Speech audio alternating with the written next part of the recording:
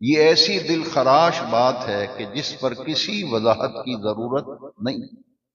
ہر سمجھدار باشعور بندہ اچھی طرح سے واقف ہے کہ کیا ہو رہا ہے، انٹرنیٹ کے ذریعے کتنا زہر جو ہے وہ پھیلایا جا رہا ہے۔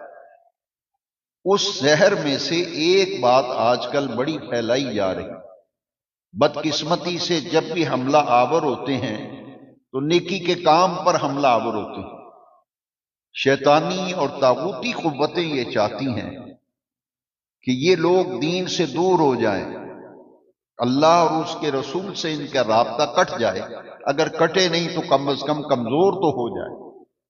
اس لیے یہ آوازیں کانوں میں پڑ رہی ہیں، انٹرنیٹ پہ پوسٹیں چڑھائی جا رہی ہیں کہ شب برات کی عبادت کا کہیں ذکر ہی نہیں، اس رات کی کوئی فضیلت نہیں، اس رات کی